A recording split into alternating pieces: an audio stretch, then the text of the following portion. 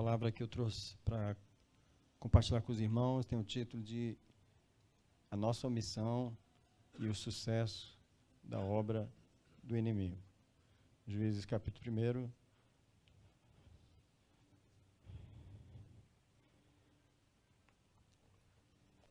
Esse é um texto bem grande que nós vamos ler. Eu quero ler do versículo 22, na verdade. Vou botar meu óculos aqui para ter certeza.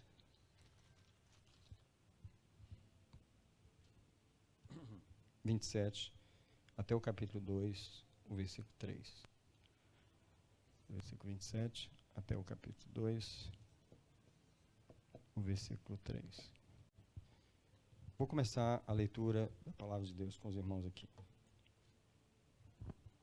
Esse texto é um texto triste, é um texto que mostra a omissão dos filhos de Israel em relação ao mandamento do Senhor de expulsar os inimigos da terra prometida.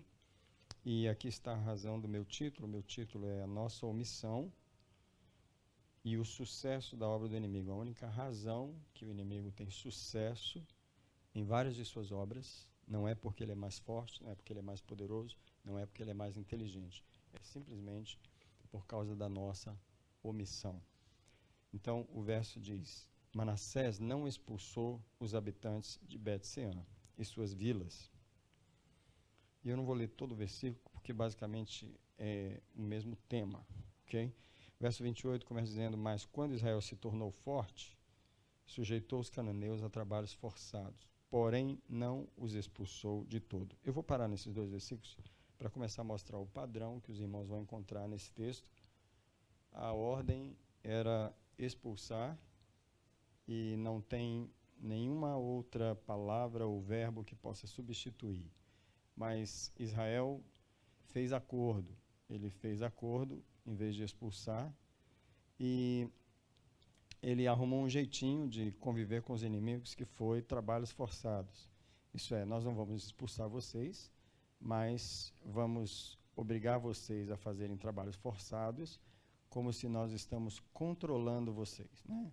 Obrigá-los a fazer trabalhos forçados era meio que nós vamos controlar vocês. Nós não expulsamos, nós vamos substituir expulsar por controlar, como se os israelitas pudessem de fato controlar os inimigos. Nós nunca controlamos os inimigos. Ou nós expulsamos eles, ou eles terminam nos controlando. E você vê que no versículo 28 diz que Israel se tornou forte, isso é, se tornou um pouquinho mais forte, apenas sujeitou eles. Antes de ler o resto do capítulo, eu quero trazer uma aplicação para nós, que quando nós não expulsamos os inimigos, nós nos tornamos um pouquinho mais fortes, nós dizemos que eles estão debaixo de controle. Não, está na bênção, já venci, já superei. Você só está tentando controlar certos demônios que estão no seu território, mas eles continuam lá. E você vai ver na progressão do capítulo como eles vão causar problemas. Verso 29 diz que Efraim não expulsou os cananeus. Não foi só a tribo de Manassés, Efraim também. E os cananeus ficaram habitando no meio em Gezer. Terceira tribo, Zebulon, verso 30, não expulsou os habitantes de Quitron. Versículo 31, Azer também não expulsou os habitantes de Aco, nem de Sidom, nem de Alabe, nem de Axibe, nem de Eba, etc, etc. Porém, os azeritas ficaram habitando no meio dos cananeus, porquanto não os expulsaram. Eu vou fazer mais uma pausa aqui no versículo 32, para dizer que a razão de eu trazer esse texto é a minha visão ao olhar para a igreja e ver o povo de Deus convivendo com os inimigos. Não expulsou os inimigos, mas convive com eles. Os inimigos não estão totalmente no controle, porque eles entraram na terra e forçaram os inimigos a trabalhos forçados, mas os inimigos estão lá, sempre causando uma perda, sempre causando um prejuízo, sempre causando um incômodo, fazendo exatamente aquilo que Deus prometeu que os inimigos fariam. Eu vou fazer uma pausa antes de ler o restante do capítulo e pedir os irmãos para lermos Números capítulo... Deixa o dedinho em Juízes, mas nós vamos para Números 33, verso 55.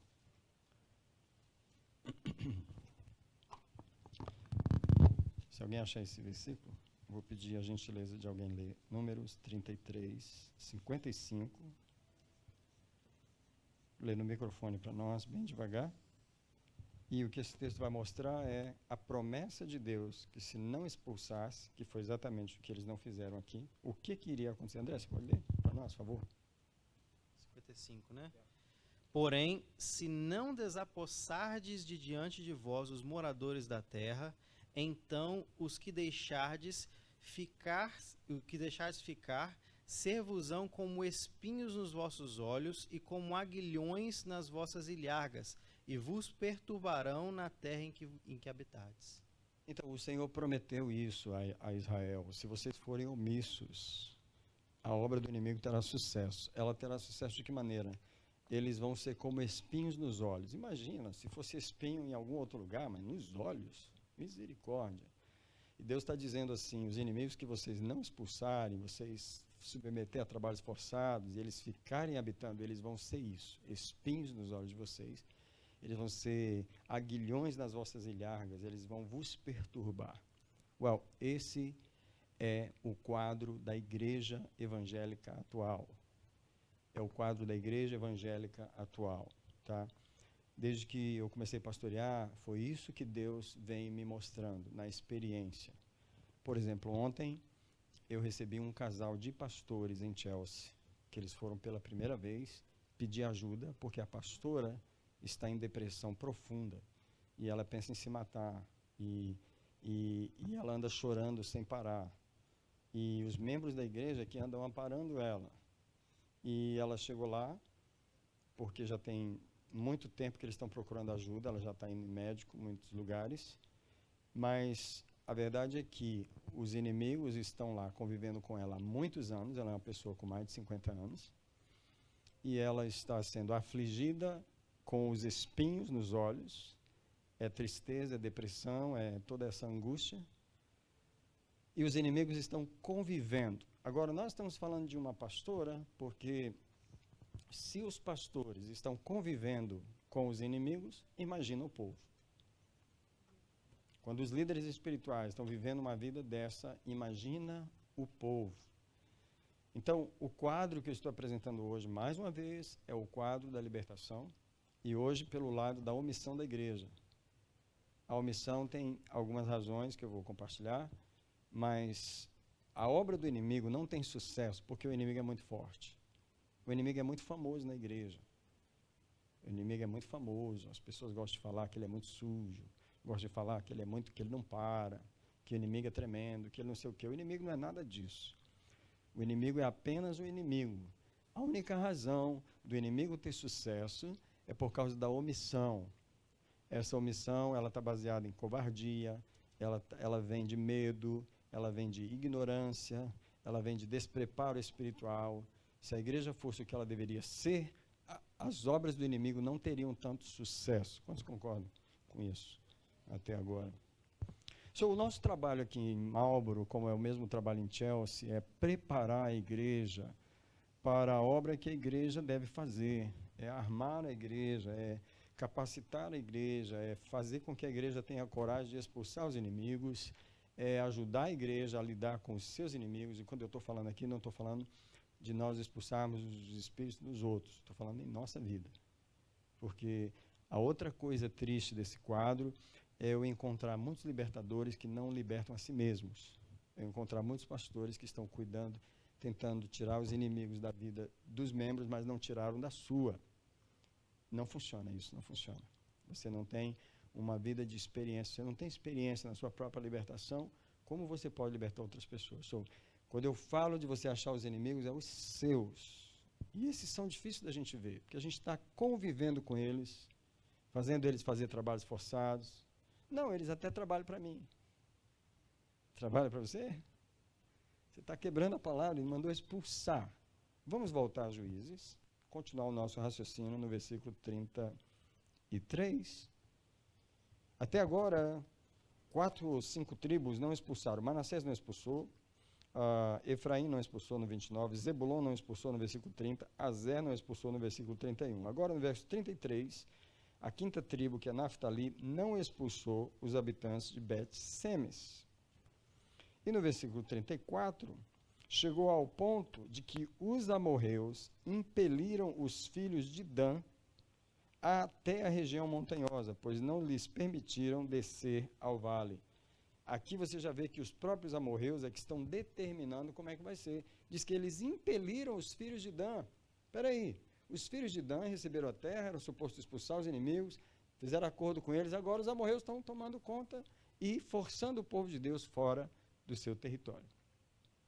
Esse é um quadro claro para mim, infelizmente, é um quadro real.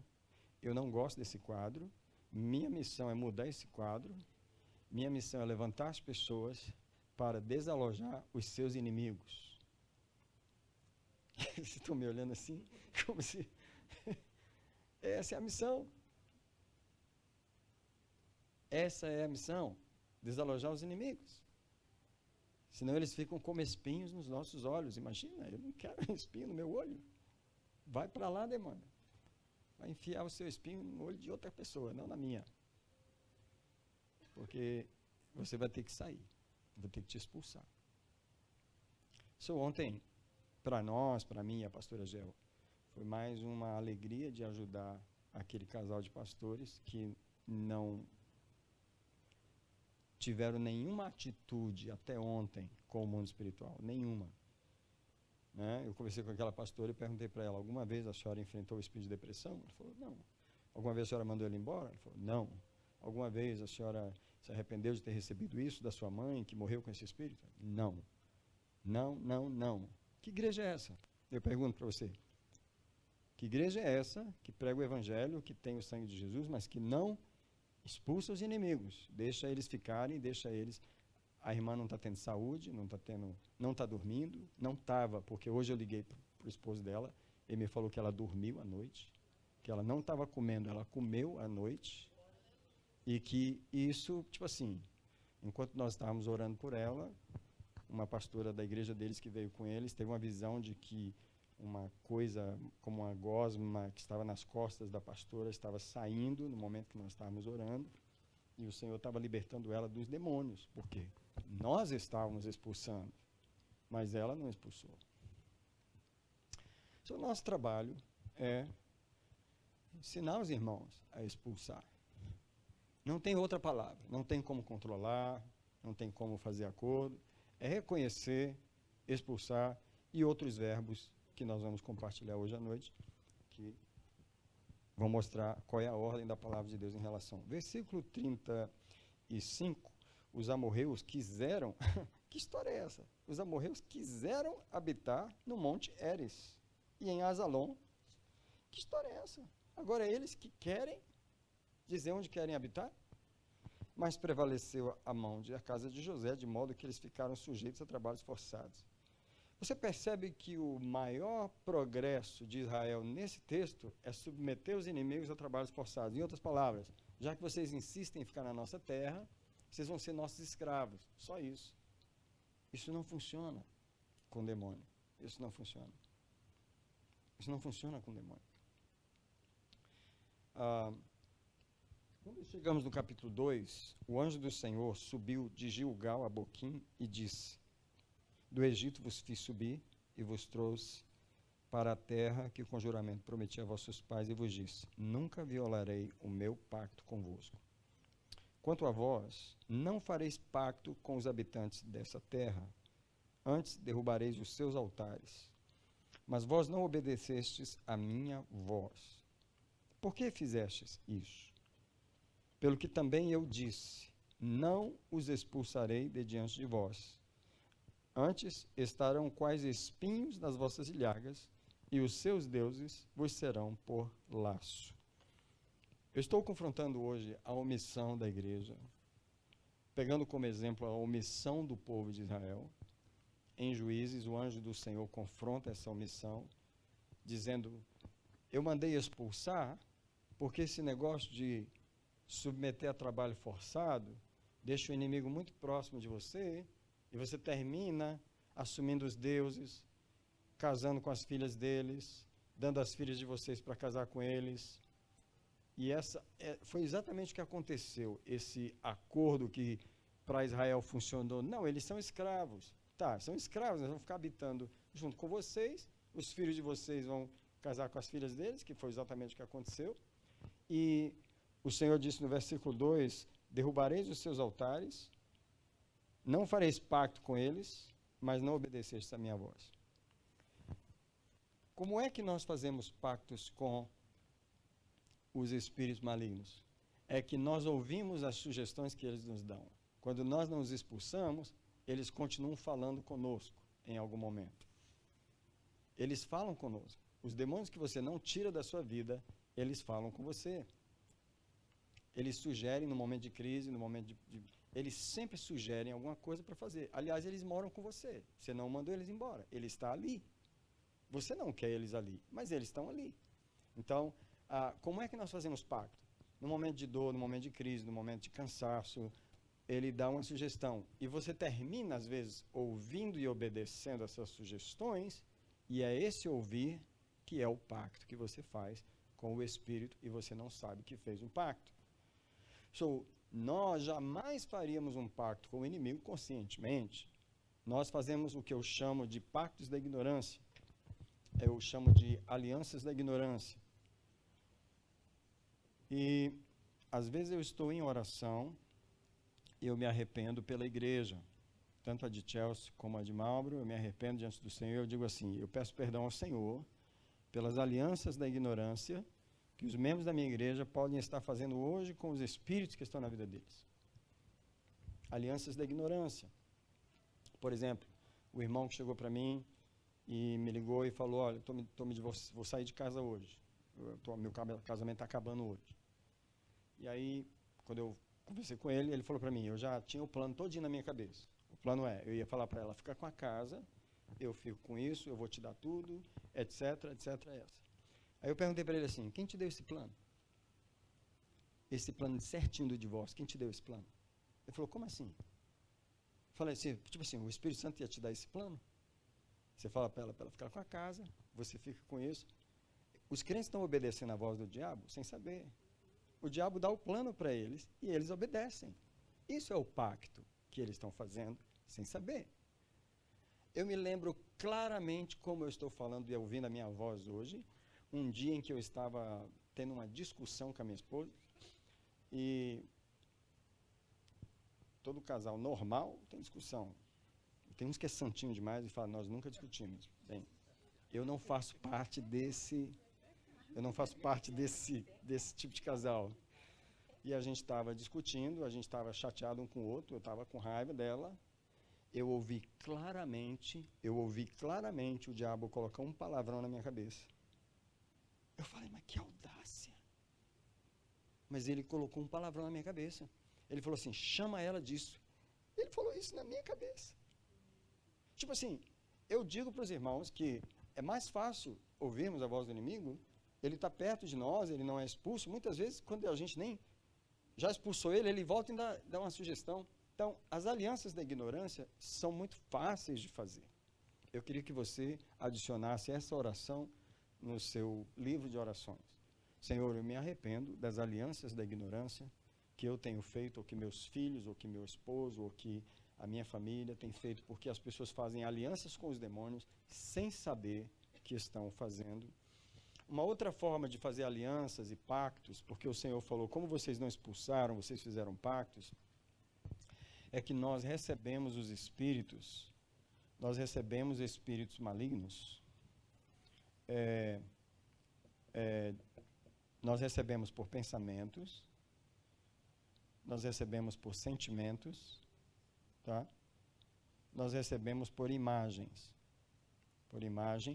Só para dar 3 exemplos rápidos, o inimigo coloca um pensamento em nossa cabeça e nós aceitamos. Tipo assim, nós não conseguimos discernir que esse pensamento não veio de Deus, nem de nós mesmos, é um pensamento infernal. Eles passam em nossa cabeça. Né? Eles passam em nossa cabeça, como Martinho Lutero foi que falou, né? Eu não posso permitir que os urubus voem sobre a minha cabeça, mas eu posso impedir que eles façam ninho impedir que faça ninho é não fazer o pacto. Só que isso é muito tênue. A linha divisória é muito tênue aqui. Uma forma muito comum, uma forma que eu caí muito na forma de fazer pacto com o inimigo, foi através de sentimentos.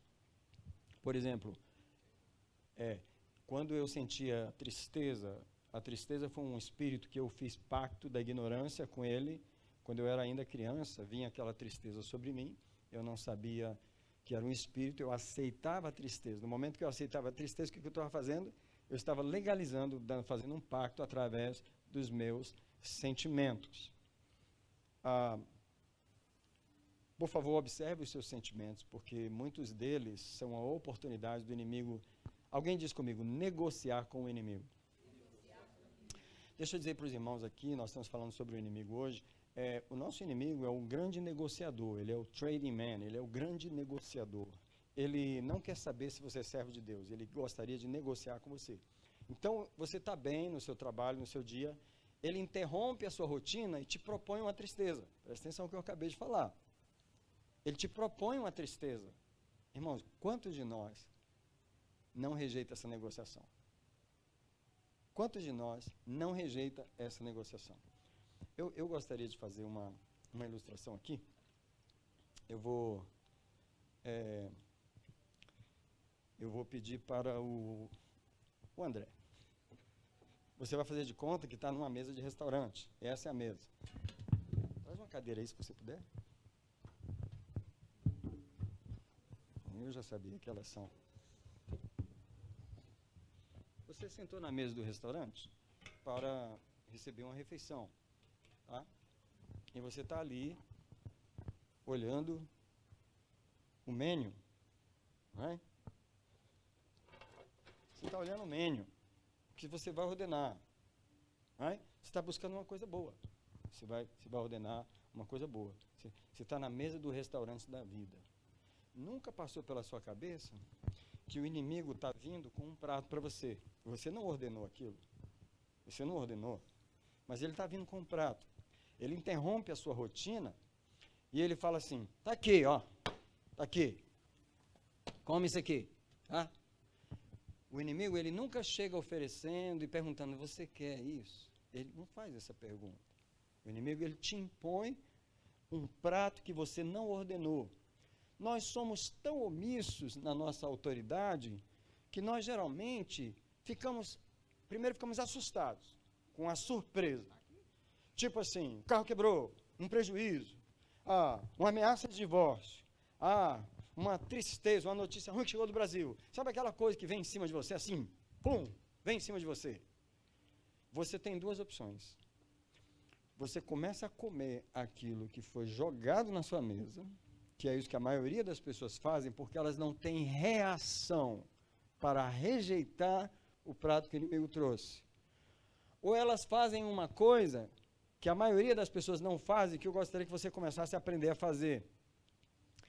Ele gritar e falar assim, ei, você que trouxe isso aqui, ó, eu não ordenei isso aqui, eu não pedi, eu estou com o menu na mão, eu não pedi isso aqui, ó, pode levar de volta, eu não pedi. Eu não ordenei essa tristeza, eu não pedi esse prejuízo, eu não pedi essa raiva, eu não pedi para você vir se intrometer aqui, porque você sabe que não foi o garçom de Deus que trouxe, e aí você rejeita o prato do inimigo. O inimigo perdeu uma grande oportunidade de negociar com você. Ele apostou na pessoa errada, e você rejeitou o prato dele, e você acabou de escapar de uma aliança da ignorância. Mas eu te pergunto, de 100 pessoas, quantas fazem o que eu acabei de falar agora? 3%? Estão com o espírito atento para rejeitar a negociação que o inimigo te impôs daquele momento. Deixa eu falar para os irmãos. O inimigo, ele propõe coisas para mim. Agora estou falando eu, Daniel. Ele me propõe dentro de casa. Ele me propõe dentro de casa. Mas não tem nada a ver com minha casa. Às vezes tem a ver com a igreja. Mas ele chega com aquela atmosfera. Ele vem com aqueles pensamentos. Ele vem. Quando ele chega, eu acabo de reconhecer a presença dele. Eu acabo de reconhecer que ele veio negociar comigo, porque ele é um grande negociante. Eu levanto onde eu estou, eu abro a minha boca, porque não se fala com o inimigo em espírito, ele não escuta. Ele só escuta a voz. E eu falo com ele, oh, sorry, no negotiation today, no trading today. Eu não negocio com você. Sabe qual é o espírito que mais gosta de vir negociar comigo? A tristeza. Porque eu fiz tanto negócio com ele, que ele está tão acostumado com a minha cara, que ele acha que eu continuo fazendo negócio com ele. Eu estou falando sério com os irmãos, eu não estou brincando. Eu convivi tanto com o espírito da tristeza, que ele vem, assim, ele é descarado, ele é desaforado, ele não escolhe hora, ele vem. Só que eu reconheço a atmosfera dele de longe. Quando ele chega, eu já me levanto. E eu começo a resisti-lo e dizer para ele, não vou negociar com você. Presta atenção, essas palavras que eu acabei de falar, você devia escrever no seu livro, no seu coração. Não vou negociar com você. Porque a maioria de nós aqui está negociando com o inimigo inconscientemente. Naturalmente, o inimigo te forçou um prato que você ficou tão estatelado, que você não teve reação e você terminou, já que botaram aqui, agora eu vou ter que resolver isso. Quem te falou que você vai ter que resolver isso? Porque você aceitou o prato. Por exemplo, foi no médico fazer uma visita, o médico descobriu que tem um caroço, vamos ter que fazer biópsia e já falou, é a possibilidade, não sei o quê, e o inimigo come o meu prato. Você tem que virar para o inimigo e falar para ele, eu não pedi isso, isso não está no meu schedule, isso não está no livro que está escrito para mim, isso está no seu projeto, eu rejeito sua proposta, eu não negocio com você. Quem entendeu o que eu falei? Obrigado, André. Deus te abençoe. A minha esperança, a minha fé, a minha confiança de Deus em relação aos irmãos aqui de Marlborough é que vocês vão renunciar às propostas do inimigo com você. Que vocês vão reconhecer quando o inimigo chega para negociar com você e que você vai dizer não para ele. Porque quem cala, no mundo espiritual, você não falar nada, significa que você aceitou. Você chorar, começar a chorar e se sentir ofendido, e você se sentir deprimido debaixo daquele prato, o diabo, pronto, ele já comeu a minha isca, já desceu pela goela, já aceitou, já entrou na minha aliança e já fez pacto comigo. Então, sentimentos é uma das coisas muito fáceis de fazer um pacto com o inimigo. Agora, deixa eu falar uma nova para vocês, que é essa coisa das imagens.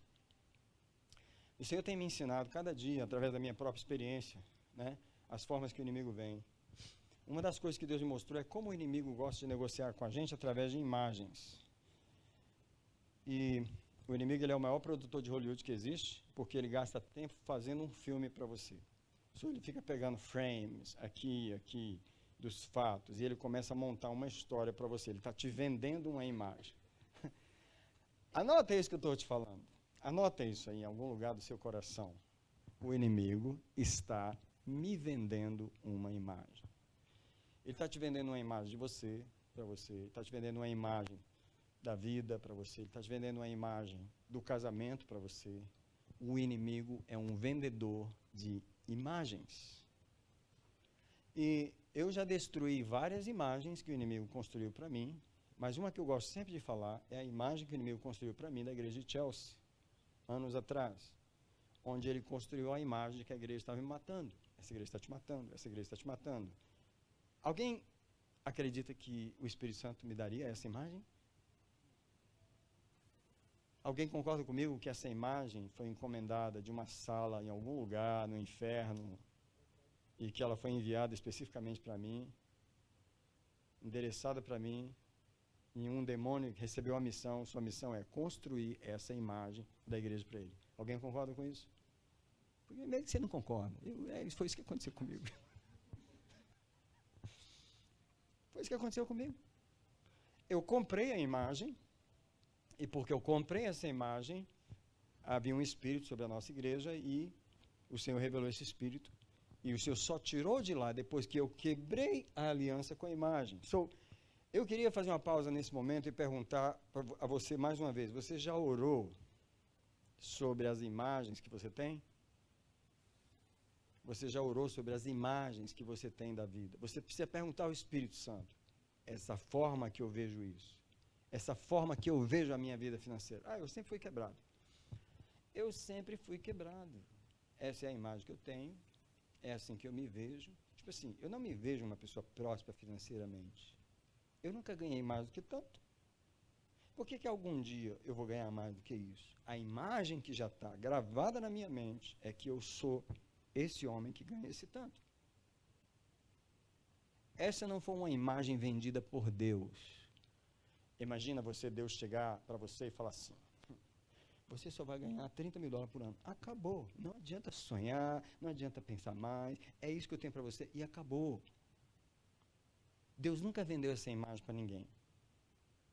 Mas o diabo vendeu ela para muita gente.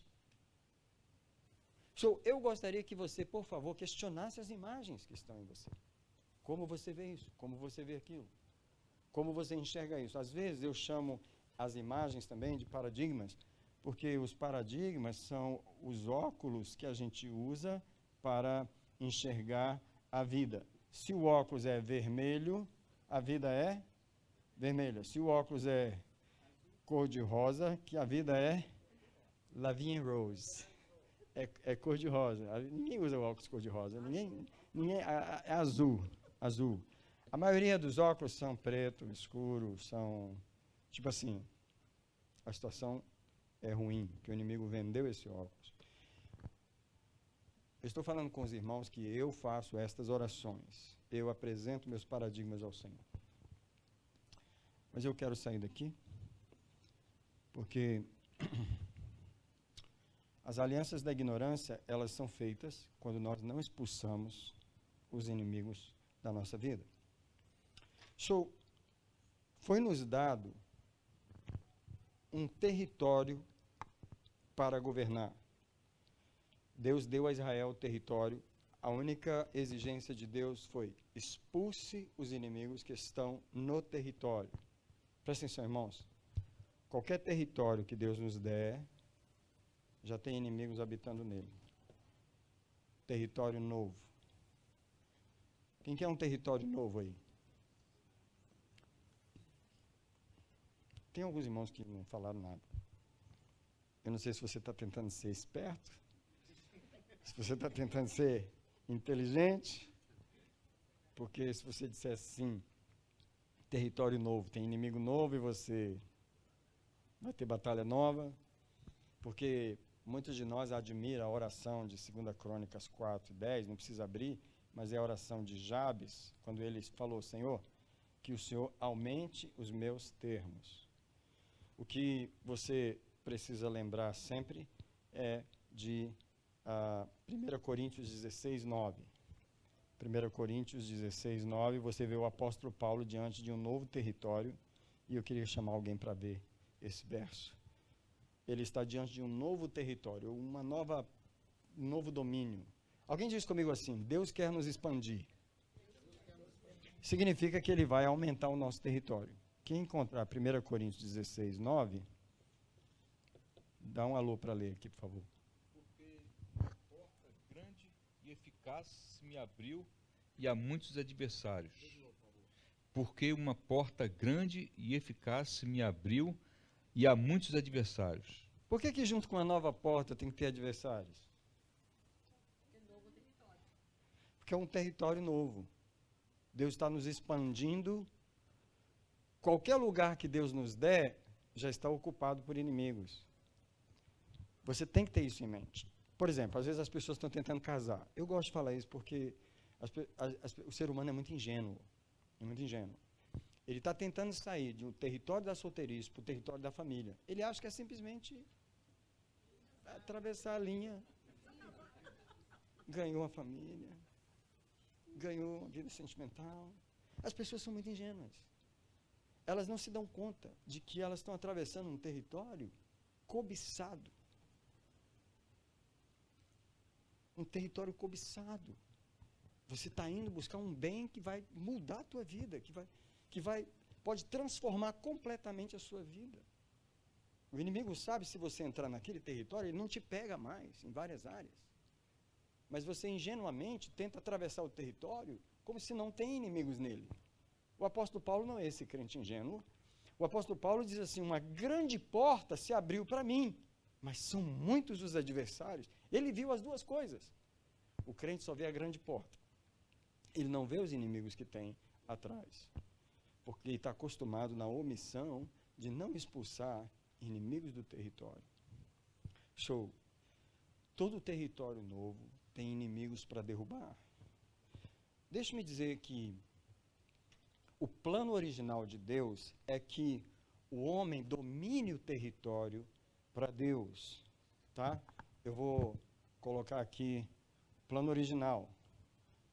E nós vamos ler Gênesis capítulo 1, o versículo 26 e depois o versículo 28. Eu vou pedir para o Marcos, se ele puder ler para nós, no microfone, por favor, que está gravando, então, lê aqui no microfone.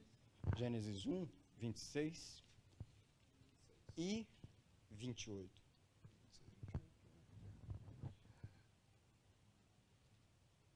E disse Deus, façamos o homem à nossa imagem, conforme a nossa semelhança, e que eles tenham domínio sobre os peixes do mar, e sobre as aves dos céus, e sobre o gado, e sobre toda a terra, e sobre toda coisa rastejante que rasteje sobre a terra. 28. E Deus os abençoou, e Deus lhes disse, sede frutíferos e multiplicai-vos, e enchei a terra e subjugai-a, e tende domínio sobre os peixes do mar, e sobre as aves do céu, e sobre toda a coisa vivente que se move sobre a terra. O plano original de Deus para o homem, do qual ele nunca vai abrir mão, não importa que estado o homem está, Deus sempre vai restaurar o homem com um objetivo, voltar ele para o plano original que ele tinha ao criar o homem, dominar o meu território. Eu criei um novo território, foi o planeta. Eu coloquei o homem lá como representante da minha autoridade. Eu preciso de alguém para reinar em meu nome, reinar em meu lugar, ser o meu representante da minha autoridade. Deus nunca vai abrir mão desse território. Nunca, desse plano original. Ele nunca vai abrir mão desse plano original. Deus falou, eu criei o homem à minha imagem, tenha domínio. E o Senhor os abençoou, desfrutificar, multiplicar e tenham domínio. A palavra domínio é uma palavra que tem que estar no coração, na mente, na Bíblia, na oração de todo crente que se preza. Os que não se prezam, não precisa escrever não. Mas aqueles que têm orgulho de serem filhos, eles não abrem mão da palavra domínio. Porque a palavra domínio foi para o que Deus nos fez. Ele nos fez para dominarmos, para governarmos o território. Você não faz isso sendo omisso. Você faz isso sendo guerreiro. Nós sabemos que o inimigo perdeu o homem perdeu a autoridade para o inimigo, não porque o inimigo tinha poder, não porque o inimigo era mais forte que o homem. Não. Simplesmente porque o homem entregou na mão do inimigo o território. O homem entregou na mão do inimigo o território. Infelizmente, o que eu estou falando hoje é um espírito, é uma atitude, é uma cultura que ela está presente desde o início da nossa história. A nossa história humana na Terra começou com a omissão. Ela começou na omissão. Ela começou na omissão quando o inimigo está conversando com Eva e ninguém sabe onde está Adão. É preciso parar de pensar um pouquinho nisso. Não há como culpar a mulher de ter sido a culpada de a raça cair. A mulher não é culpada de a raça ter caído. Como a parte mais frágil, o inimigo foi muito inteligente de tentar seduzir a mulher. Mas espera aí, ela estava ali para ser protegida pelo homem. A voz que dominava o jardim era a voz de Adão. E essa voz estava silenciosa enquanto o inimigo estava falando. O homem estava sendo omisso e ele deixou aquela conversa rolar e deixou Eva conversar, e por causa da omissão do homem, ele deixou ela cair e depois ele ainda preferiu cair com ela do que corrigi-la, porque ele poderia ter, você comeu, mas eu não vou comer. Mas ele pensou assim, é melhor morrer com você do que morrer sem você. Essa foi a razão que ele comeu. Melhor com ela morto do que sem ela. Ele não pensou que Deus podia fazer outra. Ele lembrou do tanto de solidão que ele passou antes, quando ele só via bicho na frente. Ele falou, eu, que vou ficar sozinho de novo, prefiro morrer com ela. Infelizmente, os homens de hoje continuam na mesma postura. Prefiro morrer no pecado com ela do que abrir mão dela. Ainda baseado no território, o pastor falou assim que quando você, vamos supor, você vai casar, né? Você vai entrar num novo território. É. Só que não é só você, ela também, ela vai entrar num novo território. Ela tem os inimigos dela, você tem o seu inimigo. Vocês vão se juntar nessa Exato. função. E aí, qual é o... Os dois têm que lutar, ué. Por quê? Você tá querendo o quê? Você está querendo que ela lute por você? Os dois têm que lutar. Não, sim, mas eu estou falando que você supostamente, você sabe quais são os seus inimigos. É suposto saber. Ela sabe quais são os É dela. suposto saber. E aí a gente vai, vocês vão entrar numa nova uma porta que se abriu para os dois, vão conviver juntos e essa batalha continua. Só que é o seguinte, geralmente as pessoas casam sabendo quem são seus inimigos. Não, elas são tão ingênuas que elas entram no casamento sem saber. Nenhum dos dois sabe. Aí os inimigos falam assim, é o seguinte, ó, nós vamos dar um tempinho aí, deixa eles casar, e a gente marca um encontro com eles ali na frente. Depois da lua de mel. Não é assim que acontece? É assim que acontece. Infelizmente. Pastor, você lembrar, um dos territórios que o diabo usa bastante estratégia é o território do trabalho. Sim. Principalmente quem tem mais facilidade com outras pessoas. E ele vem de forma de tudo tipo. Uma proposta, a execução do trabalho, às vezes você vai fazendo uma coisa que lugar que ninguém vai chegar, ele vem com algumas propostas. E eu depois comecei a orar por uns espíritos. Um deles é justamente vou dizer, nem dizer ira, mas a perda do controle. Às vezes eu vi uma situação e a imagem vinha como aquilo não ia dar certo e aquilo ali me destabilizava. Aí, de um tempo para cá, por exemplo, eu consegui, graças a Deus, pegar isso aí, consegui vencer esse espírito. Porque é o seguinte, eu nunca tive tanto problema esse ano no meu trabalho, e especialmente agora, nessa casa que eu estou fazendo, teve vários acidentes, um atrás do outro. Todos graves. E Deus me falou no coração que ia nos dar força e estratégia para vencer todos eles. Num desses acidentes, por exemplo, eu estou com a escada de 40 lá em cima, na dona, ela entra fazendo 9 graus, a casa muito alta. Todas as ações do diabo Deus mostrou, você falando comigo que era ele. A última dela, eu estou pintando, do nada, cai um balde de tinta em cima do corpo da mulher, do nada. Estava tudo muito estranho, eu nunca fiz isso na minha vida. E numa situação dessa, eu tinha perdido a cabeça, eu já tinha, sei lá, tinha morrido ali. E na mesma hora o Isaac falou, pai, dei assustado, eu vi um grupo ali atrás, logo, você viu alguém passando? Não, ele falou, não, um cara com a capa preta não virou-se dele. E nessa casa tem um menino especial, esse menino passou, na hora que ele olhou pro Isaac assim, e Deus não foi porque ele não tem problema. Aí o pessoal da Indonésia parece que é assim, ele olhou pro Isaac com a ira gigantesca. Então assim, eu vi que aquele ambiente, ele é propício para todo esse território que está controlado por ele, e eu consegui, graças a Deus, passar muito bem os tempos para cá. Eu irava muito fácil com isso. E eu vi onde estavam as portas. Eu vi de onde as portas, mostrar as portas, da onde estava partindo. Então, assim, Você fez alguma oração lá no trabalho, amarrando? isso, hoje, todo sempre a gente faz, funciona. Ok, Mas eu me perderia muito fácil a situação. ok. So, cada um é suposto descobrir os seus inimigos. Nós fomos criados para ter domínio e o homem não está tendo domínio. Ele entregou o domínio na mão do inimigo. Jesus morreu e ressuscitou, ele retomou o domínio, ele retomou a autoridade. Deus nunca vai abrir mão de a gente exercer domínio. A gente precisa internalizar essa proposta de Deus, o plano original. Porque o Senhor nunca vai abrir mão de você exercer domínio. O que significa que se você não exercer domínio, o inimigo vai exercer domínio e Deus não vai interferir. Deus não vai interferir por causa da nossa omissão. Deus nunca vai concordar com a nossa omissão. Ele nos criou para exercer domínio. O inimigo vai tentar interferir. E você tem que tomar domínio do território. Então, em Mateus 28:18, Jesus ressuscita e a primeira coisa que ele fala é: toda autoridade me foi dada no céu e na terra. Toda autoridade me foi dada. Ele morreu para reconquistar a nossa autoridade perdida. Ele não perdeu autoridade nenhuma. Quem perdeu fomos nós. Jesus ressuscita e diz, eu recebi autoridade. Agora, em Lucas 10:19, Jesus diz, eu vos dei autoridade. Deixa eu falar uma coisa para os irmãos aqui.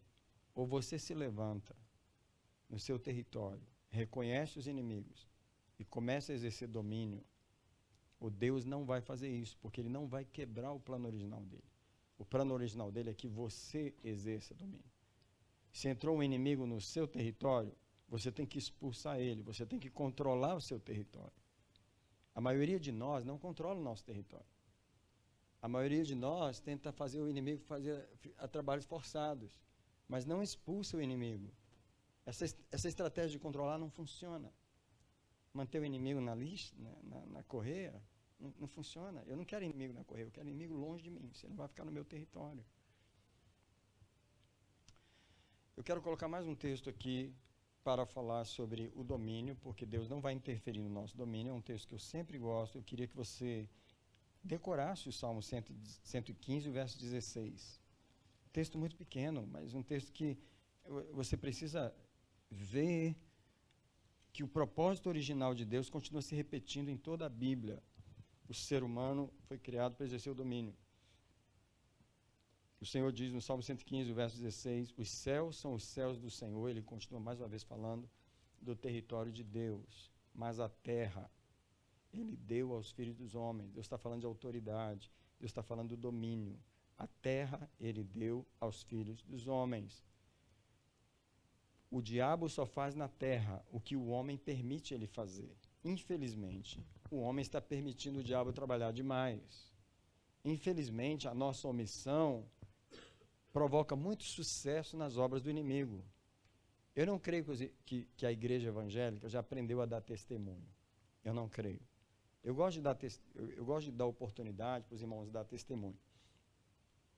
Mas as ovelhinhas são tão desavisadinhas que elas realmente exaltam a obra do inimigo. Elas só sabem exaltar a obra do inimigo. Não é todos, mas a maioria. Irmão, o diabo é sujo, viu? Vou falar para vocês. Como ele é sujo? Eu falei, não quero saber, irmão, que ele é sujo. Eu já sei que ele não é limpo. Você não precisa vir aqui na frente para exaltar a sujeira do inimigo, mas é só o que os crentes sabem fazer. Você pode perceber como que os crentes falam do diabo. Eles falam assim com o irmão, o diabo, eles admiram o diabo. Se há uma pessoa que os crentes admiram, é o diabo. Ele causou uma impressão tão forte neles, que eles falam, irmão, vou te falar, eu lutei, mas irmão, o diabo, irmão, é ou não é, irmãos?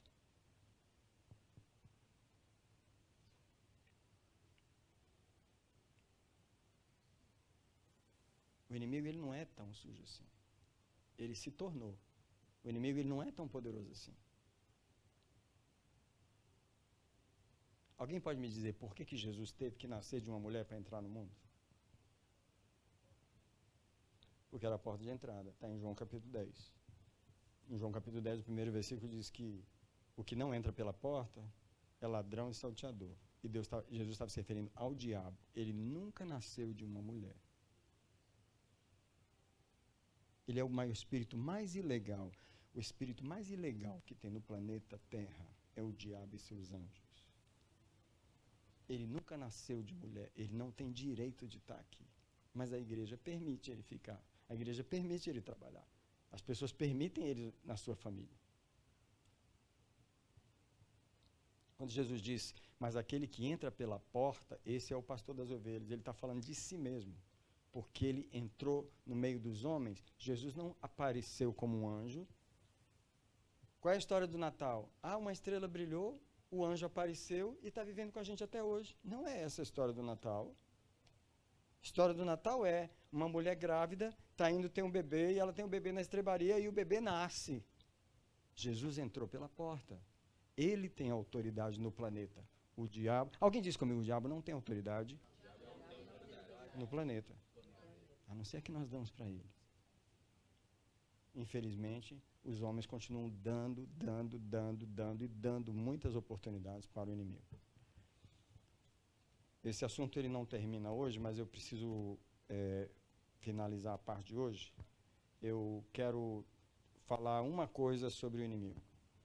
Que não há espaço, não há lugar para o inimigo, tá?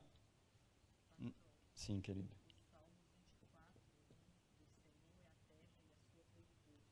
Exato. Pois é, a terra pertence ao Senhor. Mas ele entregou para o homem.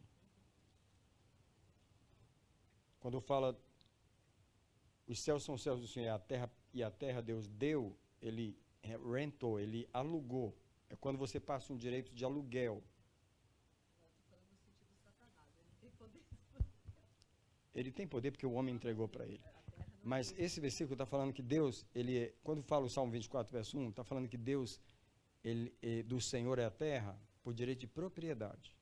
O homem não tem direito de propriedade sobre a terra. A terra não é do homem, que nós fazemos nela o que nós queremos.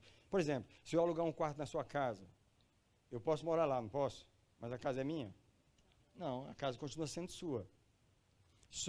O planeta continua sendo de Deus, mas ele alugou para a gente. Só que, da mesma forma que se você me alugar um quarto, você não pode entrar lá a qualquer hora, Deus, mesmo sendo dono do planeta, não pode invadir a nossa bagunça a qualquer hora para consertar. Porque ele nos alugou, ele nos passou o direito de autoridade. Então nós precisamos reconhecer isso. Então, eu quero dizer que não há lugar para o inimigo trabalhar. Deus não falou assim, eu vou dar 75% da terra para o homem e vocês tenham cuidado, porque 25% é para ele trabalhar. Não existe nenhum lugar na Bíblia dando um espaço para o inimigo trabalhar. Porém, Efésios 4:27, que é onde eu quero ir para terminar, diz assim, não deis lugar ao diabo. Show. Eu gostaria de falar sobre as lacunas. Tá?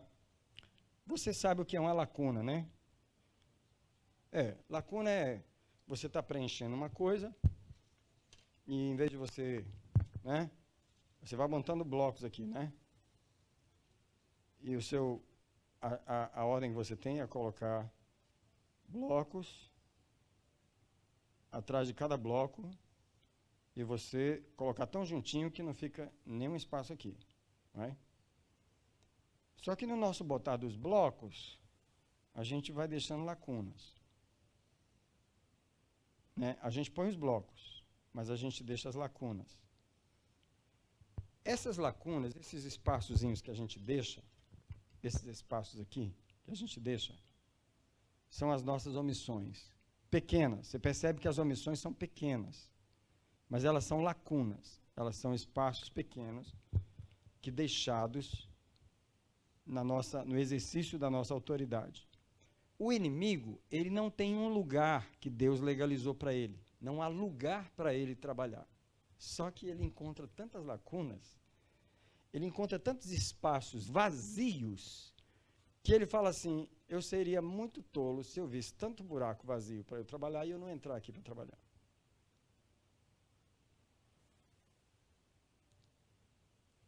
Vamos lá para Mateus 12:43, que é o texto conhecido de todos nós.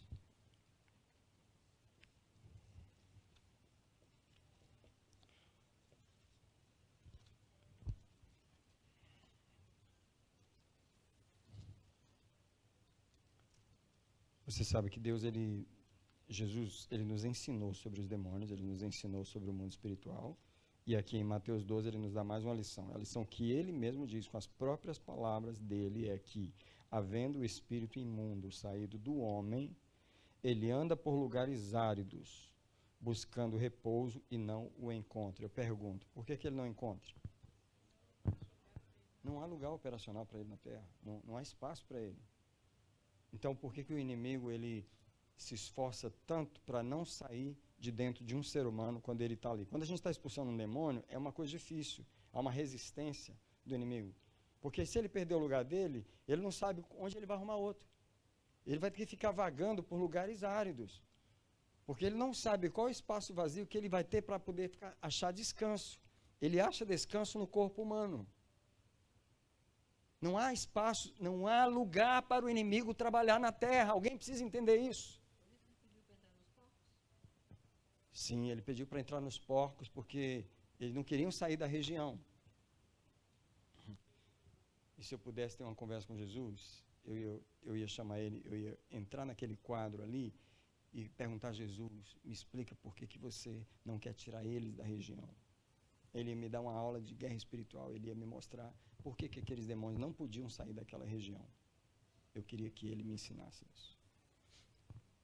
Porque os demônios pediram para não sair da região, pediram para entrar nos porcos e ele deixou. Ele não fez isso por acaso, ele não fez isso por pena dos demônios, ele não fez isso por compaixão deles, ele não fez nada para os demônios. Ele obedeceu uma lei espiritual ali. Ele obedeceu uma lei espiritual. Eu já pensei o seguinte, porque quando o homem foi liberto, o povo chegou e pediu a Jesus que saísse. Então Jesus já conhecia, ele é onisciente, ele já sabia que aquele povo não queria nada com Deus. Então a legalidade era satânica. Geralmente, Eu penso assim, sim, tem lógica, porque, tipo assim, quem dá legalidade para os demônios num lugar é sempre quem recebeu a legalidade. Quem foi que recebeu a legalidade do lugar? O ser humano tem a legalidade do lugar. Então, exatamente. Então é o seguinte, se eles não iam, Jesus não ia deixar eles ficar ali só porque os demônios pediram. Ele ia deixar ele ficar ali porque os demônios tinham o direito de ficar ali e ele os deixou ali. So, não há espaço para o inimigo trabalhar, mas nós deixamos as lacunas. É uma palavra que a gente não fala, é um expulsar que a gente não expulsa, é uma ordem que a gente não dá, é uma coisa que a gente tolera. Você tolera o inimigo e você está dando uma lacuna. Não era para tolerar, era para mandar sair, era para mandar embora. So, o inimigo não tem espaço, mas nós deixamos tantas lacunas, não deis lugar. So, a Bíblia está dizendo claramente que se o inimigo achou um lugar para trabalhar, foi porque alguém deu o lugar. Alguém deu o lugar, o ser humano deu o lugar ao inimigo. So, eu queria pedir a vocês e a mim, a todos nós, que nós nos arrependêssemos diante do Senhor, pelos lugares que nós já demos para o inimigo, pelas oportunidades que nós já demos para ele. E que talvez na nossa ignorância nós continuamos dando algum espaço para o inimigo trabalhar em alguma área. Nós damos lugar para ele em nossa mente, nós damos lugar para ele nas imagens da nossa cabeça, nós damos lugar para ele nos sentimentos do nosso coração, nós damos algum lugar. Por favor, não exalte a obra do inimigo, não exalte. Ele não tem lugar, ele não tem espaço nenhum legalizado para ele.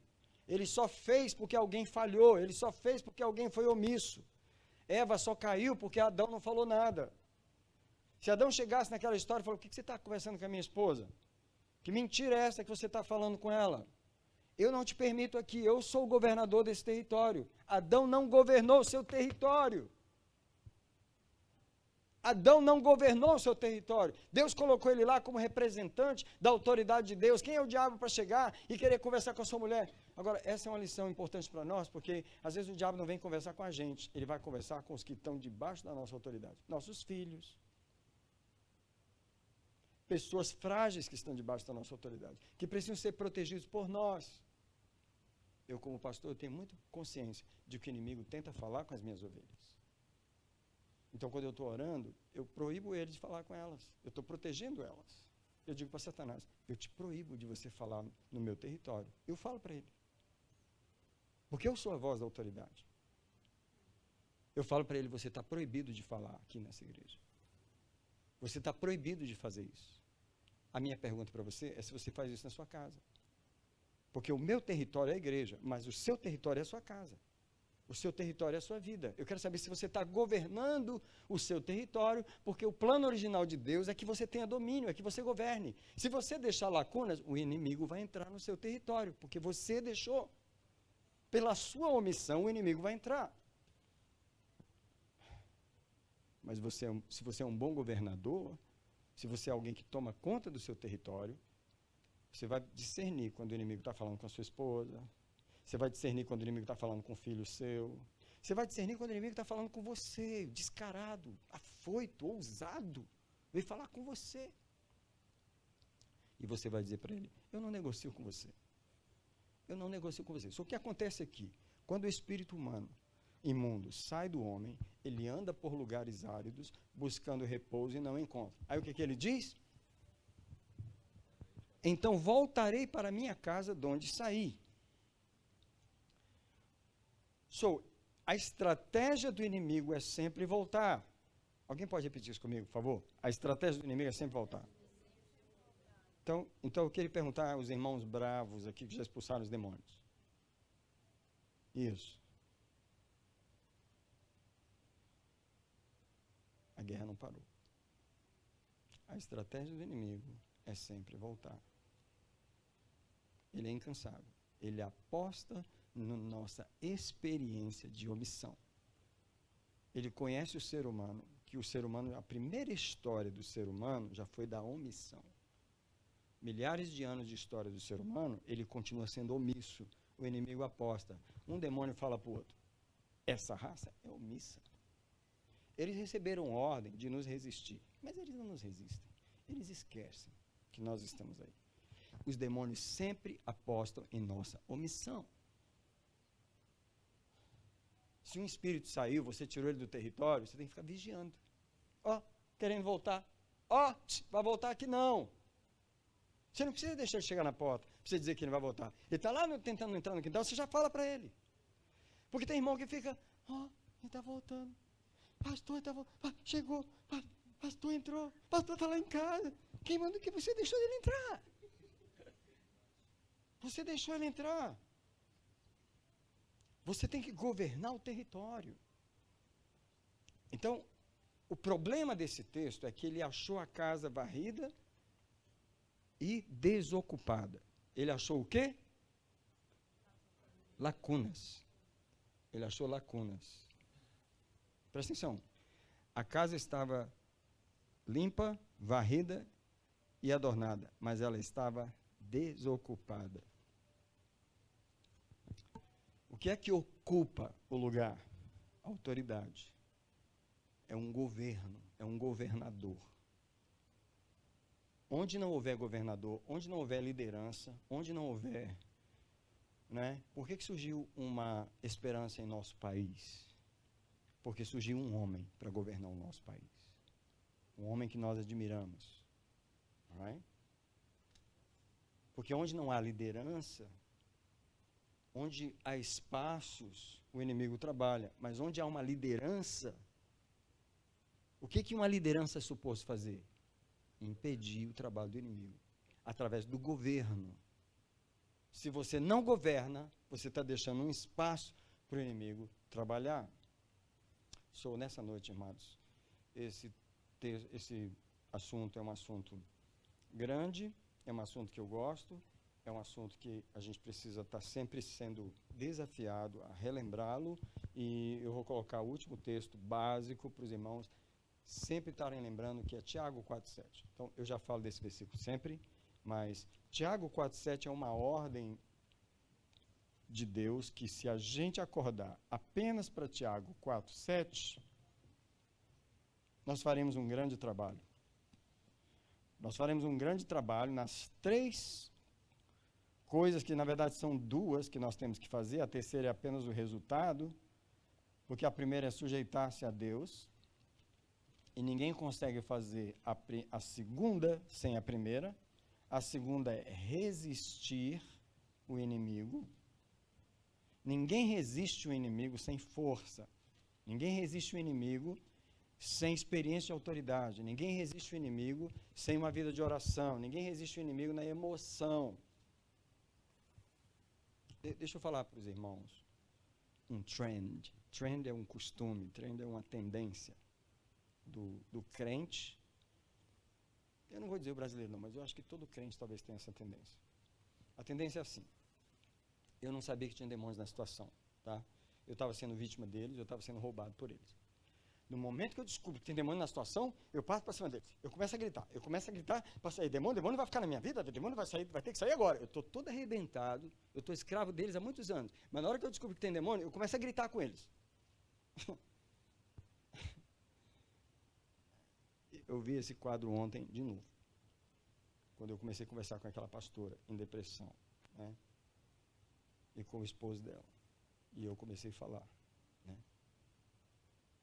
Quando a gente foi orar, ela estava usando mais autoridade com o inimigo do que eu. Então, peraí, você não tem essa autoridade toda. Mas era mais a empolgação da alma. Sabe aquele desejo de ser liberto? Agora, vai ter que sair agora? Peraí. Não é bem assim não. Peraí, você viveu escravo a vida inteira, agora você está gritando com o inimigo como se você fosse o maior guerreiro. Peraí, não é tão rápido assim não. Você está entendendo o que eu estou falando?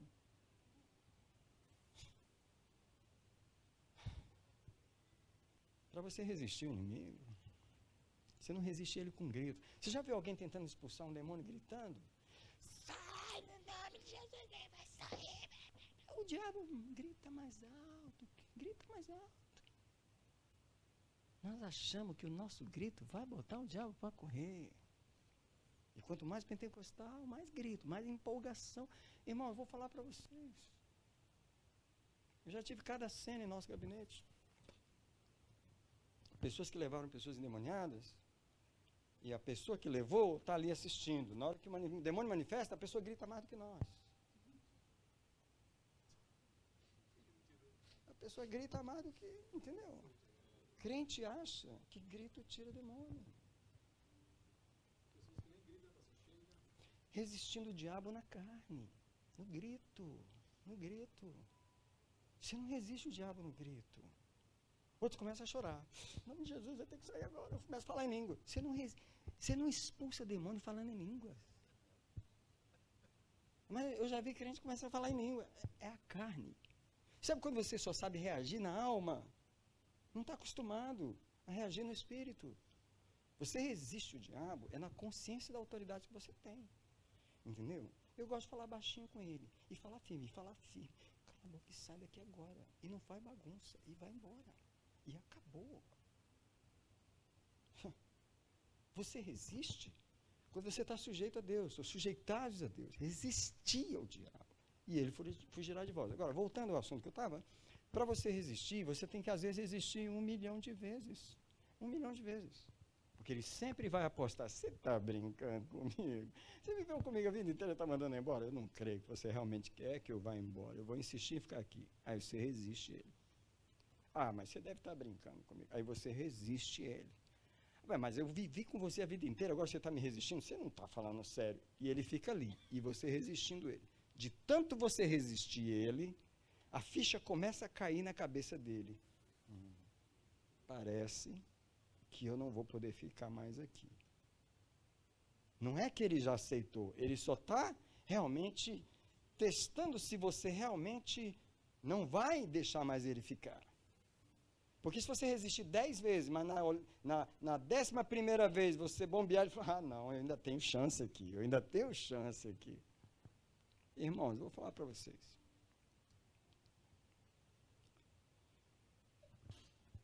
Sujeitar-vos, pois, a Deus. Resistir ao diabo e ele fugirá de vós.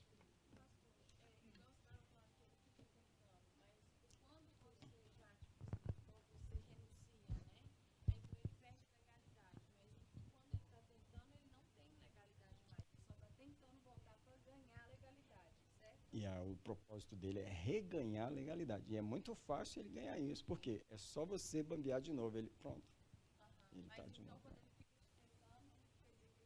Não. Exatamente. Exatamente. É difícil para ele entender que ela acabou. Não é? Sim, a legalidade acaba. Mas presta atenção, você tem que saber com quem você está lidando e quem está lidando com você. Não é porque você tirou a legalidade dele que ele desistiu de verdade. Ele falou, eu conheço a tua fraqueza, eu conheço a tua submissão. Você foi escravo de mim por tantos anos. Eu vou realmente tentar negociar com você. Você sabe aquele negociante que te força a comprar? Eu tenho raiva desse tipo de... Sabe, eu não quero comprar, você está sendo... polite com a pessoa, mas ela está conversando, você fala que não, ela traz um argumento, você fala que não, ela traz outro argumento. Ele quer te forçar a comprar, ele já está acostumado a manipular as pessoas, é um espírito de manipulação, ele não respeita você, ele não está aceitando o seu não, ele não aceita o seu não, e ele só vai descansar se você levar o produto dele, mesmo sem querer. Ele quer que você vá com raiva para casa, mas você leva o produto dele. O diabo é esse negociante. Ele é esse negociante. Ele vai tentar te forçar. No momento que você aceita, que você recebe, ele diz, ela me aceitou, então eu tenho o direito de estar aqui. Resistir, e ele fugirá de vós. Eu gosto muito de falar para o diabo esse versículo. Eu falo para ele assim, a palavra diz que se eu te resistir, você tem que ir. Então por que você não foi ainda? Estou te resistindo, por que você não foi ainda? Irmãos, eu estou falando para vocês a guerra que eu faço todo dia. Semana passada, eu estava tendo que fazer isso novamente. Semana passada eu estava tendo que fazer isso novamente. Falei, inimigo, eu já te mandei embora, eu já te cancelei, eu já te resisti, eu não vou negociar contigo. Eu já te mandei, a palavra diz, se eu te resistir, tu tem que ir embora, então vai embora. Eu estou decretando na corte celestial que eu te resisti, eu testemunho contra ti que eu te resisti, então por que você está aqui? Cai fora, vai embora, em nome de Jesus. Escuta, Israel não expulsou, fizeram acordo, se tornaram espinhos na vida deles, deixou lacuna, o inimigo fica. Deus criou eu e você para o plano original, que é exercer domínio. Deus nos deu um território para a gente governar, o território de cada homem e mulher, a sua casa, a sua família, os seus filhos. Todas as pessoas que têm família são pastores. Se você não sabe pastorear, é um problema seu, mas que você é pastor, é.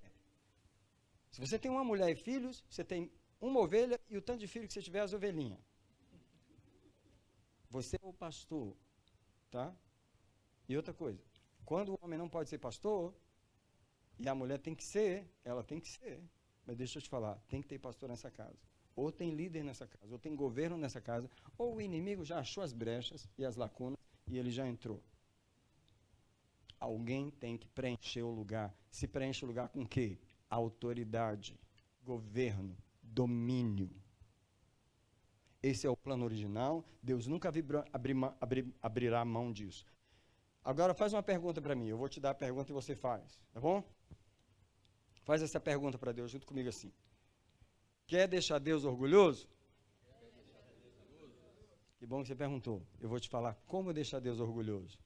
Assume o território. Assume a tua postura. Declara para Deus, eu vou governar no seu nome aqui.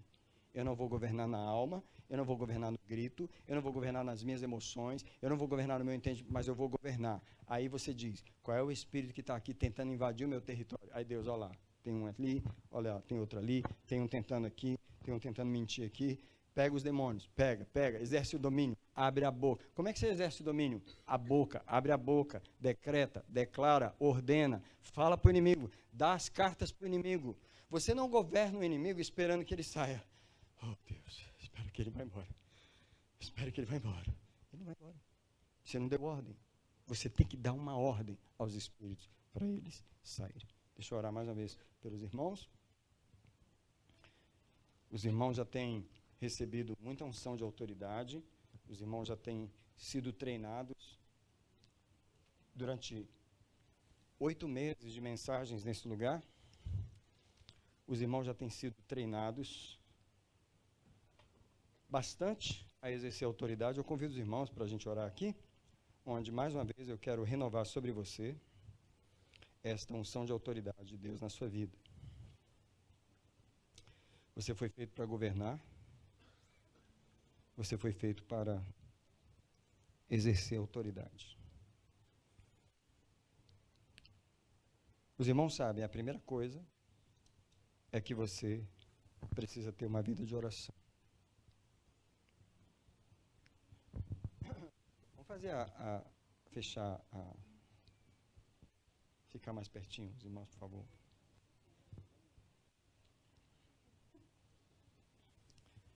Diga comigo assim, eu fui salvo para ser uma pessoa espiritual. Eu queria que você olhasse para suas mãos, porque a palavra de Deus diz o seguinte, que Deus colocou as armas espirituais em nossas mãos. Aliás, o apóstolo Paulo diz assim, mesmo vivendo na carne, não lutamos segundo a carne. Porque as nossas armas não são carnais, mas poderosas em Deus. Elas são poderosas não em mim, elas não são poderosas na minha alma, elas são poderosas em Deus, para a demolição das fortalezas. Alguém diz comigo assim, Senhor, obrigado, que as armas que o Senhor colocou nas minhas mãos não são humanas, elas são espirituais. Alguém agradeça a Deus por um minutinho, das armas espirituais. Deus não chamou você como intelectual, Ele chamou você como espiritual. Deus não chamou você como uma pessoa musculosa que faz academia, Ele chamou você como uma pessoa espiritual. Deus colocou nas tuas mãos armas espirituais. Deus quer que você acorde para que nas tuas mãos há uma unção espiritual. Yes. Alguém diz comigo assim, por favor, diante de Deus, faça essa declaração. O Senhor me deu armas espirituais, porque o Senhor quer que eu seja uma pessoa espiritual. Então eu me arrependo das armas carnais, dos recursos humanos, e eu vou embraçar armas espirituais. Agora eu começo a orar, porque eu quero orar por você, para que Deus te revele as armas. O Senhor revela a cada irmão que está nessa roda as armas espirituais que o Senhor deu. A primeira delas é a oração. O Senhor nos deu a oração. O Senhor nos deu a oração como uma das armas espirituais. Senhor, ajuda a gente a lembrar que não é discurso, não é conversa, não é conselho, mas é oração. Alguém reconhece a arma da oração aí diante do Senhor? Alguém diz para Deus, tu me deste a arma da oração. Eu não posso ser fraco na arma da oração, eu não posso ser omisso na arma da oração. Eu não posso ser omisso. O Senhor me chamou para lidar com a arma chamada oração. Essa arma está nas minhas mãos. Eu preciso manejar bem essa arma. Eu preciso lidar bem com ela, eu preciso ter experiência com ela. A arma que o Senhor me deu chama oração. Alguém diz comigo, Senhor, eu te agradeço pela arma do sangue de Jesus. Então leva comigo a Deus um minutinho pelo sangue de Jesus. O sangue foi derramado por mim, o sangue foi derramado por você. O sangue é uma arma na minha mão, o sangue é uma arma na sua mão. Você tem usado o sangue de Jesus? Você tem aplicado o sangue de Jesus? Você tem usado o sangue de Jesus? O sangue de Jesus é uma arma que foi dada aos homens, derramado pelos homens. Jesus disse na Santa Ceia, o meu sangue que foi vertido por vós, o meu corpo que foi dado por vós, o meu sangue que foi derramado por vós. Então alguém diz, eu agradeço o sangue e eu preciso usar a arma do sangue. O Senhor revela o poder do sangue de Jesus. Revela o poder do sangue de Jesus. Nessas duas armas, a arma da oração e a arma do sangue de Jesus. Senhor, nós não somos pessoas intelectuais que lidam com livros. Nós lidamos com o mundo espiritual. Alguém diga comigo, eu lido com o mundo espiritual. Eu não lido com a cabeça das pessoas. Eu não manipulo pessoas. Eu não forço pessoas. Mas eu libero elas dos demônios. Eu tenho armas espirituais para abrir a prisão dos presos e soltar os encarcerados. Agora olhe para mim um minutinho, antes da gente continuar orando. As duas armas que eu falei aqui são para ser usadas por você. Quando você ora, é para você se armar, cuidar de você. Você nunca vai para uma guerra sem cuidar de você. Segunda arma do sangue de Jesus é sempre para você usar em você. Porque as feridas vêm em você primeiro. Então, quando você aplica o sangue em você, você está aplicando uma das armas mais poderosas do guerreiro. É o guerreiro sem ofensa. O guerreiro que usa o sangue é o guerreiro sem ofensa. Presta atenção, vou repetir. O guerreiro que usa o sangue nele é o guerreiro sem ofensa. Esse é o guerreiro que tem condições de lutar com os demônios, porque ele está sem ofensa, ele tem autoridade. Agora diz comigo assim, Senhor, obrigado pela arma do nome de Jesus. Irmãos, aqui está o poder, aqui está a autoridade. Não há nome como esse nome. Foi nos dado a autorização de usar o nome de Jesus. Expulsar os demônios no nome de Jesus. Expulsar as enfermidades no nome de Jesus. Resistir o diabo no nome de Jesus. Resistir às tentações, resistir o mal no nome de Jesus. Alguém agradece o nome de Jesus? Diz, Senhor, me ensina a usar o nome de Jesus. Me ensina a me lembrar, me ensina a estudar, me ensina a aprender sobre esse poder, essa arma poderosa que é a autoridade que há no nome de Jesus. Eu quero aprender a usar essa autoridade, eu quero aprender a usar essa arma. Eu quero aprender a resistir o inimigo no nome de Jesus. Essas são as minhas armas. Este é o meu poder. Essa é a minha estratégia. O nome de Jesus. Bem, irmãos, eu não posso continuar mais uma aula, né, de guerra espiritual, porque é a hora da oração. Mas, deixa eu dizer para vocês. Romanos 12, 21 diz assim, não te deixes vencer pelo mal, mas vence o mal com o bem. Tem muitos de nós que está tentando vencer o inimigo com as armas do inimigo. É incrível que o inimigo nos convence a usar as armas dele, e aí ele sabe que as armas dele não funcionam contra ele. Às vezes o crente está tentando se vingar. A vingança é arma de quem? Mas o crente está usando a vingança para, entendeu?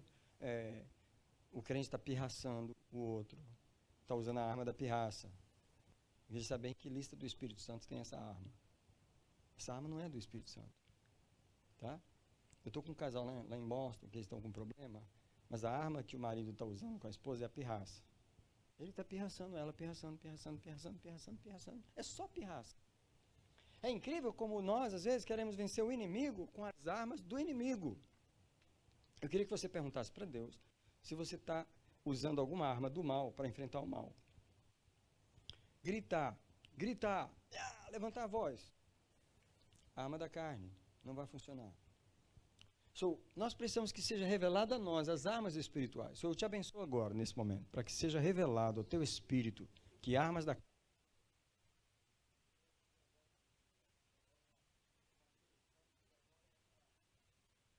conhecimento para que você possa ver se eu não posso usar essa arma, eu não posso usar esse método, eu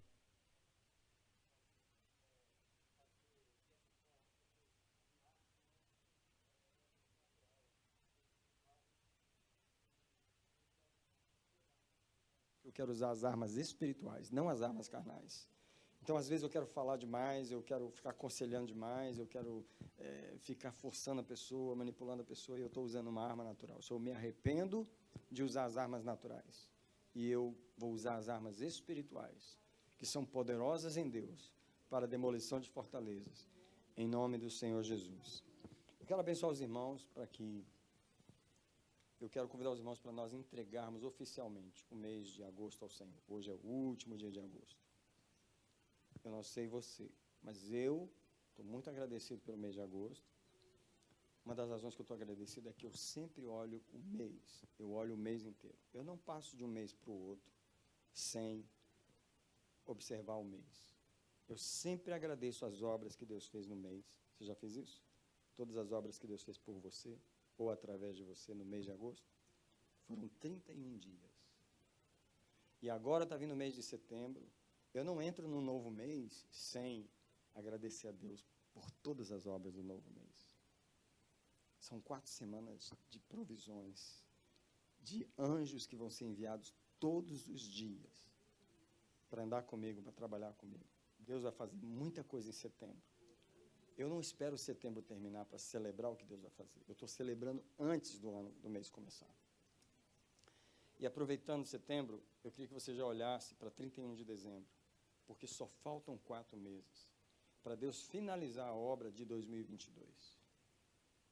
E você diz para Deus, tem 4 meses para o Senhor concluir a tua obra em mim esse ano. Eu te dedico setembro, outubro, novembro e dezembro. Eu quero ver o agir do Senhor nesses 4 meses. Eu quero ouvir, eu quero ver respostas, eu quero ver mover de Deus. Então, Senhor, eu não quero terminar o ano de qualquer maneira, eu quero ver o que o Senhor vai fazer em setembro, outubro, novembro. Pai, eu te entrego agora, o mês de agosto, que termina hoje, eu te celebro junto com os irmãos. Nós damos graças por tudo que o Senhor fez. Senhor, nós vamos receber daqui a pouquinho o mês de setembro. Eu quero agradecer pelo mês novinho, um mês fresquinho, um mês novas oportunidades. Todas as oportunidades de setembro eu dedico ao Senhor. Eu entrego ao Senhor todas as oportunidades. Oportunidade de trabalhar, oportunidade de comer, oportunidade de dormir, oportunidade de conversar, oportunidade de pregar. Todas as oportunidades de setembro eu dedico ao Senhor. Cumpre a tua obra, cumpre o teu propósito. Senhor, eu te agradeço que o Senhor fará até 31 de dezembro. Eu te agradeço, Senhor. Eu te agradeço pelo final deste ano e que o Senhor vai concluir em 2022. Eu celebro 2022. Muito obrigado pela tua obra na terra através de mim, através de cada um de nós. Eu despeço o teu povo essa noite com a graça do Senhor Jesus. Eu despeço o teu povo debaixo do amor do Pai. Eu despeço o teu povo que eles vivam na comunhão do Espírito Santo. Que eles expulsem os inimigos do território. Que eles governem o seu território. Que eles não deem espaço para o inimigo na sua casa, nos seus filhos, no seu casamento. Assim eu abençoo o teu povo, em nome de Jesus.